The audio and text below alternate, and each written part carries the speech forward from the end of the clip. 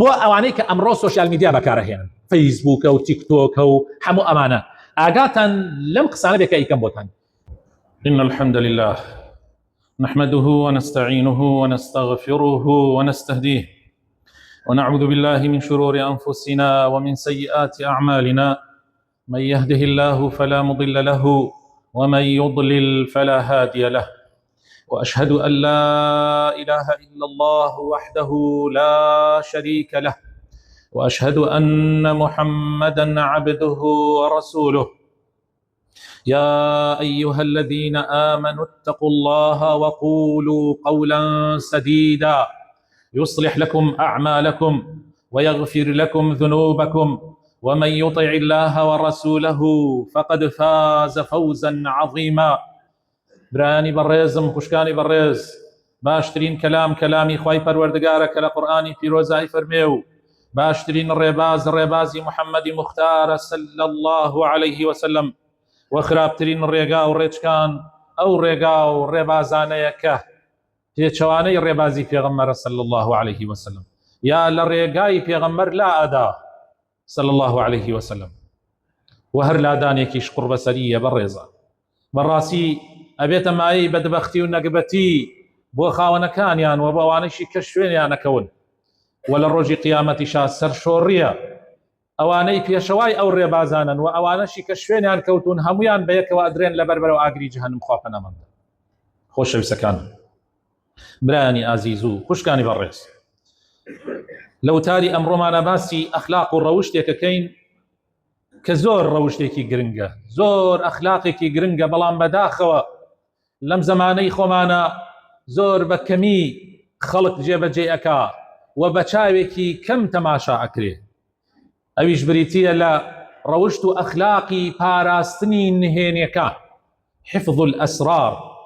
یا کەتم الأسرار. خۆشەویستانم، بەڕاستی ئەم ڕەوشتە لە ناو هەنێ خەڵکا وای پێ هاتووە ئێستا یعنی هەر لێیشی تێناگەن. زۆربەی خەڵک مەجلسی عام و مەجلسی تایبەت، یعنی مەجلس و کۆڕی گشتی و کۆڕی تایبەتیان لێ بۆتە یەک. هەنێ خەڵک تا ئێستا نازانێ نەسیحەت و فەضیحەت فەرقیان چییە، نازانێ ئامۆژگاری و لەگەڵ ئابڕووبردنا فەرقیان چییە، تا ئێستا نازانێت. جیلێک و نەوەیەکی تازە پەروەردە بوون، خوا پەناماندا ئاگایان لە زۆر شت نییە. نهێنی و سڕ ئەمانەتە بەڕێزان، وخوای پەروەردگارش لە قورئانی پیرۆزە لە سوورەتی النساء ئاەتی 58 ئەفەرمێ: إن الله يأمركم أن تؤدوا الأمانات إلى أهلها. خوای پەروەردگار فەرمانتان پێکا ئەی ئەو کەسانەی کە ئیماندارن، خوا ئەمرتان پێکا کەوا ئەمانەتەکان و ڕاستپاردەکان بگەین نەجێی خۆی، بیگەڕێنەوە بۆ دەستی خاوەنی خۆی. دەی نهێنی ئەمانەتە، ئەبێ ئینسان بیپارێزێ وەک چۆن پارە ئەپارێزی، بەڵکو زۆر زۆر لە پارێژ بەگرنگتر. ئێستا بەڕێزێک برادەرێک خۆشەویستێکت هەندێ پارەی داتە دەستی تۆ بۆی هەڵگری، ئەبێ لە شوێنێکا داینەی کە خەڵک بیبینێت و تەماحیکەن و بیبن، ئەبێت دەی وەڵڵاهی نهێنی زۆر زۆر لە پارە گرنگترە. بۆیە پێویستە ئینسان پارێزگاری لێ بکە. پێغەمبەری خۆشەویستمان صلی الله عليه وسلم ئەفەرمێ: إذا حدث الرجل بحديث ثم التفت ثم التفت فهي أمانة. ئەفەرمێ ئەگەر کەسێک قسەی بۆ کردی لە کاتی قسەکردنەکەی ئابری کرد ئەم لا ئەولا بزان کەس دیار نییە، ئیتر بەبێ ئەوە بڵێ ئەمە ئەمانەتە و نهێنیە لای تۆ، ئیتر ئەوە ئەمانەتە تەواو. مادام بە هێواشێک بۆ تۆ قسە ئەکا، مادام ئەچپێنێتە گوێتە، یعنی ئەو قسەیە ئەمانەتە، ئەبێ تۆش پارێزگاری لێ بکەیت. خیانەتکردن لە ئەمانەت صفەتی دوڕوەکانە. پێغەمبەری خۆشەویستمان صلی الله عليه وسلم لەو حەدیثە کە باسی صفاتەکانی منافقمان بۆ کات، ئەفەرمێ یەکێک لە صفاتەکانی دووڕوو منافق ئەوەیە کەوا خیانەت لە ئەمانەت بکات. تۆی ئیماندار نابێ خیانەت لە ئەمانەت بکەیت و نابێ بە شتێکی ئاسایی بزانی، و لە هەر هەموو ئەمانەتەکانیش گەورەتر ئەمانەتی ناوماڵی خۆتە. پیاو ئەبێ سڕی ناوماڵی خۆی بۆ کەس باس نەکا، و ژنیش ئەبێ سڕی ناوماڵی خۆی بۆ کەس نەدرکێنێ. ئەو هەموو موسیبەتەی کە ڕووی کردوتە عالەم ئێستا والله هەمووی بۆ ئەوە ئەگەڕێتەوە کە خەڵک سڕی ناوماڵی خۆی ناپارێزێ، ئەسراری ناوماڵی خۆی ناپارێزێ. پێغەمبەری خوا ئەفەرمێ صلی الله عليه وسلم إن من أعظم الأمانة عند الله يوم القيامة الرجل يفضي إلى امرأته وتفضي إليه ثم ينشر سرها. گەورەترین ئەمانەت ئەوەیە کە ئینسان لەگەڵ خێزانەکەیە ئەبن بە حەڵاڵی یەکتری، بەڵام ئەم نەکبەتە ئەمیان بێ یا ئەویان بێ، ژن بێ یان پیاو بێ، ئەڕوانی هێنیەکان باسەکات. ئینسان کاتێک تەمی یعنی تۆ ئەگەر سقەت بە ژنی خۆت نەبێ، ژن ئەگەر سقەی بە مێردی خۆی نەبێ، ئیتر دنیا کۆتایی پێێت.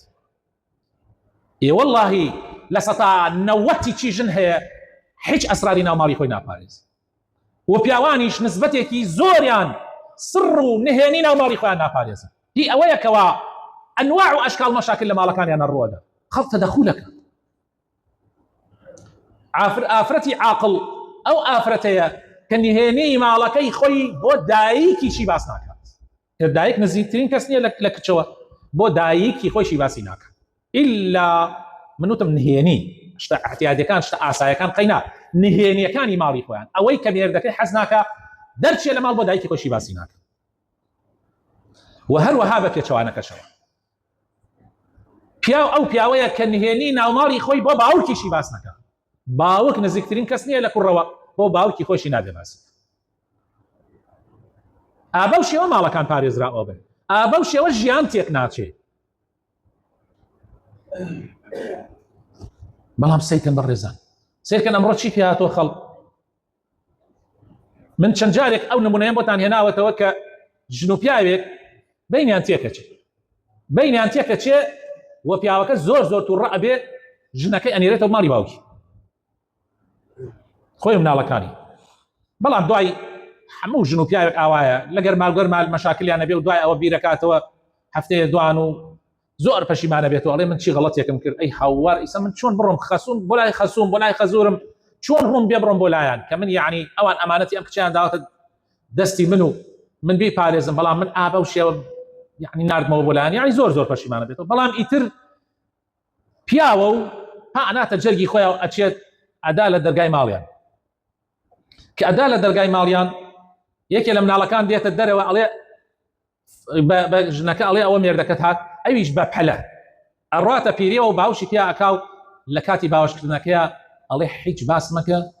من هیچم بۆیان باس نەکردە. سیرکە هیچ کەسێت ئەتوانێت تەدەخولی ئەو ماڵە بکە، هیچ کەسێ ئەتوانێت تەدەخولی نا ئەو ماڵە بکە، کەس ناتوانێت. ئەو ئافرەتە حەقە بیگری لە ئاڵتوو. بەڵام ئەو نمونەی عیاری 24 کەمن ئێستا بەداخەوە. لە زمانی پێغەمبەری خۆشەویستمانە صلی الله عليه وسلم، پێغەمبەری خوا صلی الله عليه وسلم سەحابەکانی فێری پاراستنی ئەمانەت و سڕ ئەکرد. سەحابەیەک هەر سەحابەیەک لە بوارێکە، یەکێ لەو سەحابانەی کە پێغەمبەری خوا صلی الله عليه وسلم ناوی منافقەکانی پێوتو بوو، حوذەیفەی کوڕی یەمان. پێغەمبەری خوا صلی الله عليه وسلم ناوی منافقەکانی پێوتو بوو، بەس بە ئەو ناوەکانی وتو بوو. ئەم پیاوە ئەی پاراست، باسی ناکرد، ئەی فەرموو سڕی پێغەمبەرە صلی الله عليه وسلم. پێغەمبەری خوا وەفاتی کرد، هەر باسی نەکرد. ئەبوو بەکری سەدیق بوو بە خەلیفە، هەر دەنک باسی یەک دەنگیانی ناکرد. حتا زمانی ئیمامی عومەر بانگی کرد وتی حوذەیفە پێم خۆشە بزانم کێن منافقەکان، تابیان ناسم بۆ ئەوەی بزانم چۆن معامەلەیان لەگەڵاکەم. فەرمووی ئەگەر خێری تیا بۆ باز بکرایە، پێغەمبەری خوا صلی الله عليه وسلم خۆی بێتانیەوت بە تایبەت بە منی و تۆ سڕی فەرموویەتی بیپارێزە، من باسی ناکەم. زۆر محاولەی لەگەڵا کرد، فەرمووی باسی ناکەم، تۆ ئەمیری ئیماندارانی، بەڵام سڕی پێغەمبەر ها لەسەرەوەی ئەوە. فەرمووی دە یەک پرسیارت لێکم، نامەوێت پێم بڵێ، بەس یەک پرسیار. فەرمووی بەڵێ بیکە. فەرمووی منی تیانی. یا سبحان الله. طبعا بەڕێزان ئەمە هەندێک منافق و بێدین و ئەمانە ئەڵێ هەسەی عومەر لە شکا بووە لە ئیمانی خۆی. عومەر لە شکا نەبووە. عومەر حەزی کردووە تەئمین بیا ئیبراهیم عەلەیهی سەلام کاتێک داوا لە خوای پەروەردگارەکە ئەفەرمێ پێم پیشاندا، پێغەمبەری خوایە ژە پێم پیشاندا چۆن مردوو زیندووەکەیتەوە. فەرمووی بۆ ئیبراهیم ئەوەلەم تؤمن، ئیمانت نەهێناوە؟ فەرمووی بەڵێ، بەڵام حەزەکەم دڵم مطمئین بێ، دڵنیا ببم. سەیکەن سەحابەکانی پێغەمبەری خوا صلی الله عليه وسلم چۆن بوون؟ مەدرسەی سەحابە و مەدرسەی پێغەمبەری خوا صلی الله عليه وسلم ئاوا پیاوانێکی ئاوای پەروەردە کردووە. يكك لا حكيم كان الله إذا المرء أفشى سره بلسانه ولام عليه غيره فهو أحمق. أفرمي أجر إنسان خوي في نجير يا سري خوي لا يخلق باسكت خلقي جيمت خلقك جيمت معنا نبي كسرك إخوة باسكت دعي له ما يخلق ما قبل بو باس تعنكر إيه تو خوتنا التواني سري خوتنا ناوضلي خوتها بيلي إيه تدعي خلق شون هلا يجري تو خوتنا التواني بي هلا يجري أي خلق شون هلا يجري بو لو ما كردني خلق أحمقية بالراستي بيال شاكان وإمام كان إسلام لحمو زمانك جيمت ماني خلق بول إمامي أحمد لناو بغايا هرهم أجد بتو تاي كيزور أمينة أيام أحمد جيمت ماني خلقه تو كاتيك وارثي في غمري صلى الله عليه وسلم من ليرة أقصر وكما ما مساعدني آيني تو كوارثي في غمري صلى الله عليه وسلم أبي لها مكسيك أمين دار تربي نهيني باريز بي نابي كسيك أجر قسيك بوبكا تو يكسر لسر من برو باسكي جني التلفون يكي بوكر دموتي والبيعوك يا آوا جني أكا آوا يود يكيك آوا يود نابي مش أنا نابي جاري وهي أقصك تو أيكي أزان ريكي وأبيتك شيكي قورا أفرتك تلفون بو كسيك أبو ما موسايك بابتكي باسك أما موسايش الباسيك لما حاصريك باسيك بلان بغير مباشر دعاي خلق أزان باسيكي كردوا يعني جنك باسي خو مشاكل نيواني خوي وميردكي أكابوي ما موسى على أساس شعر سري كابوي أميش باسيك بو خوي دعاي كي أزانن ميردكي خبر أقاكم ميردكي يكسر ميردكي استطلاقية ده سيكن بريزا بلام سي إمامو في شواكاني جاران بكن ما موسى آيني أبيت جاي متماني خلق به والله بريزان شت وادية مدرسي ما موسى آيني أجر لدمي درشي يكسر كشتن رودا لو تشدو 10 چندين كسيك بكش يا من هيني قابل تو باسيكي شو أنا أبي باسيكي حتى أجر بين الشتيت لقى أو كسنة أبي باسيكي إنساني إيمان دار كاتي أمانة أباريزي أمانتي دجمناكش يا باريزي أمانتي دجمناكش يا باريزي يعني من حر الأخوة من خلقي واحد لكاتي دوسايتي أشتي واي بوم باس كردوا رجل الرجال بين ما تيكشوا إيه والله بس أوصل ري لدم درت شوية لو أنا شخصيتي أو إنسان زور دابز يعني بلام خواي جورا لبان صرت شلون أبي من أوصل ري باسكم شلون أبي نابي بيال شاكان وتيانا سرك أسيرك وتيانا السر أسيري خوته ديلي خوته نهيني كانت ديلي خوته فإذا أفشيته أجر لدم الدرشو تو أبي تديلي أو أم قسال لبركن بريزان لبركن جنجا جوانا تعزف يا جيشوكا من دونيان أو بياو بيرو بتمنانا أواني كتمنيان قوريا أما أزانا من بو وقصة نهيني ديلي خوته كلا دم الدرشو تو أبي بديلي أو إتر كيفي خوته إتر كيفي خوته برادر يكوتي نهينيكي زور خطر مهبو بخوات شنجارك أو بابتا حربو من خوي باسي كردو وتي نهينيك مهبو إتر يعني زور زحمتو وتي لدل ما بو أو أنا حزمة كد يكي بيا مشاورة يكي بيبكم يكي بيا مشاورة وسيني وتي برادرك مهبو زور لي ما نزيق بو روجي كان بو قشت يقدر شو ندروا وتي دسم قردو جماعتك ما لقلابو دسم قرد بتنيا وقركم أو بابتي لقلاباس وتي حاتم درجاي بابتك كم بيشكيه كم باسكت وتي لولا بانك ما نكردو قدرا يترك نكو بيكو تايبه دانشين تي المهم باس نكردو جاري تباسك وتي والله ده صالبو يا ما بيكو الرفيق من لقل او برادره وتي ببيانيه بين ما تيبشو سبحان الله ببيانيه وتي بين ما تيبشو حريك ببيانيه وتي يتر ام كابرايا ناني لخويني من اولادي بدواي السر النهيني ما اقراك بمش كينته وتي هزار جار شكري خوام كردو يسش ما مسا للايتو هر علم ربي هزار جار سواز بوتو او نهيني من لا يندرك واي بريسا بويا انسان ابي زور وديابي دا كرم اخوي پروردگار بخاطرنا وجوانا كان يكون رحمتك هدايات من دا مزرعه من كان لسر دين دارتي لسر اسلامتي يا ربي خويا اصلاحي حال من بكي يا ربي خويا بخاطرنا وجوانا كان يخوت بخاطر اسمي عظمي خوت يا ربي لاهلي امانه من بشميري يا ربي خوايا أمانة باريز بين نهيني باريز بين يا ربي خوايا قد خيانتنا كين قد نبينا معي أو بيني خلقتي كدين يا ربي خوايا زمان ما باريز لها الله كردن يا ربي خوايا ناو دروا ما نشاك بك يا ربي خوايا هدايتي هاو سركان ومالو من المال بدا يا ربي خوايا بخاتنا وجوانا كان يخوت عورته شرف وناموسي مسلمان بباريزا يا ربي خوايا لسر زوي بمعنى باريزا وستر مانكا لجير زوي ولا ناو زوي يا ربي خويا ستر مانك للروجك كأجين ولايتو خويا لبردم أو خلق حيامان ما ستر مانك يا رب العالمين يا ربي خويا ما ببينا كليلي درجاي خير نبينا كليلي درجاي شر يا رب العالمين خويا كردستان لبلا مصيبة بارزة يا ربي خير وبركتي خوت مان بسرا برجة يا ربي أمن وآسايش لولات ما نبر قرارك بخاتنا وجوانا كاني خوت آمين آمين آمين. الحمد لله رب العالمين والصلاة والسلام على رسول الله الأمين وعلى آله وصحابته أجمعين. يا أيها الذين آمنوا اتقوا الله ولتنظر نفس ما قدمت لغد واتقوا الله إن الله خبير بما تعملون.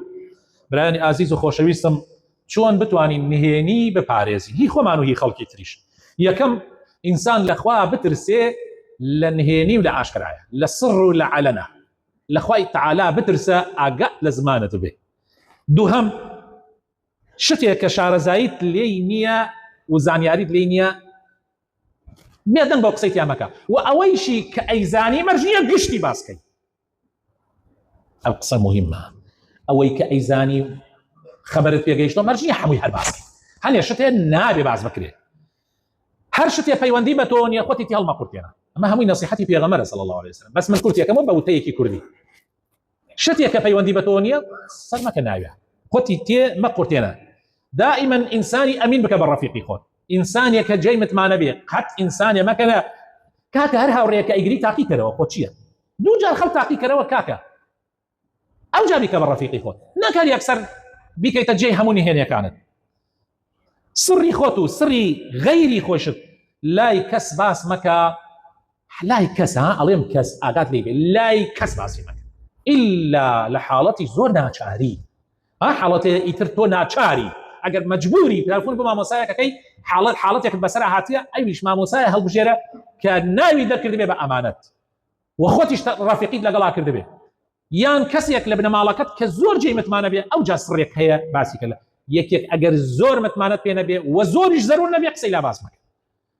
طبعا ئەگەر چەندێ متمانەتش پێ هەبێ بەس کەلیمەی دووەمت لەبیر نەچێ زۆر زەرور نەبێ باسی مەکە و دائما هەر قسەیەکیش کە لە دەمت دەرەچێ بیر لە پاش ئەوە بکەرەوە ئەگەر ئەمە بڵاو بوویەوە چی ڕوەدا ئەگەر ئەمە بڵاو بوویەوە چی ئەوێ لە دوای ئەوە زۆر زۆر گرنگە بۆ ئەوانەی کە ئەمڕۆ سوشیال میدیا بەکارەهێنن فەیسبووکە و تیکتۆکە و هەموو ئەمانە ئاگاتان لەم قسانە بێکە ئیکەم بۆتان قەت ڕسم و وێنەی کەسێ مەگرە و بڵاوی مەکەرەوە بەبێ ئیزنی خۆی هەر مەیگرن کەسێک ئەگەر ئیزنت لێ وەرنەگرت ڕسمی مەگرە نەکەن لا مۆبایلەکە تا دوای بڵاوە بێتەوە کەسێک ئەگەر ئیزنت لێ وەرنەگرت ڕسمی مەگرە طبعا دوای بڵاوکردنەوەکەیشی ئەبێ ئیزنی هەر لێ وەرگری ئەگەر حتا بە ئیزنی خۆشی ڕسمەکەت گرت جاری وایە کابرا ڕازیە ڕسمی بگری بەس ڕازی نییە بڵاوی بکەیتەوە قەت شتێک بڵاو مەکەرەوە ئیلا یعنی سەکاتێ توێ شتێ بڵاو بکەیتەوە بیخەرە سەر ترازوو ئەمە خوام لێ ڕازیە بێ یا خوام لێ عاجزە بێ ئەوە بکەرە میزان ئیتر بیر لە حیشتر مەکەرەوە بیر لە پارە و مەنسەب و چی و حزب و نازانم چی بیر لەوە مەکەرەوە خوام لێ ڕازیە بێ یا خوام بێت و ڕابێ ئەوە زۆر گرنگە خوا بکەرە قیاس میزانی ئیشەکەت یعنی ڕازیبوونی خوا شتێک کە بڵاوەکەیتەوە یا ئەینووسی یا ئەیڵێی بیرکەرەوە ئەمە لە ڕۆژی قیامەت هەموو عالم گوێیان لێ ئەبێ ئەمە بڵاوە بێتەوە خوایش حاکمە ئیتر ئاگات لە خۆت بێ هەموو شتێکیشت لەسەر نووسراوە وا نەزانی ئەوەی کە کۆمنتێک ئەنووسی یا شتێ بڵاوەکەیتەوە هەروە ئەڕوا و گاڵتەیە قەسەم بەخوا هەر هەمووی لەسەر ئەنووسرێت و هەموویشی بەرپرسیارەتی لەسەرە مەڵێ وەڵا بەرە من نەسیحەتم کرد خۆت مەخەڵەتیانە بەم کەلیمەیە جاروایە کۆمنتێک ئەنووسی وەڵا من مەبەستم نەسیحەت بوو ڕۆژێکیان لە ماڵێکە لە گوێزەبانەیەکە دانیشت بووین من جنابشتان ئاگدارن هەم فقراتیشمەی و هەم ئاژنۆمیش زۆر ئێشیات و مەجلیسەکەیش کە دانیشت بووین وتیان مامۆستا کورسیێکیان هێنا وتیان مامۆستا دانیشە بابەتەکە لەوە درێژە بکێشێ منش لەسەر کورسیەکە دانیشتم هەر کە بڵاوە بۆ یەکسەرێکی کۆمنتێکی نووسیت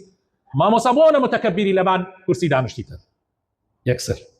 نەشڵێ ئەژنۆم ژانەکە فقراتم ئێشی سبحان الله یەکسەر کەوتە ئەو پەڕی طبعا لە بەس زۆرە ئەو بڕۆن سەیری کۆمنتی خەڵکەم زان خەڵکی ئەنووسێ مەڵێم گاڵتەم کرد چونکە تۆ ئەمە بڵاوە بێتەوە تۆ بەرامبەر بە کەسێ شتێکە نووسی مەڵێ گاڵتەم کرد گاڵتە ناخوات تۆ لەم بابەتانە مەڵێ وەڵام من تەنها هەواڵی خەڵکتر بوو نەقلم کرد ئەمەش لەسەری بەرپرسیارەتی هەواڵ خوا ئەفەرمێتە تەکیدی نەکەی نەقلی مەکرد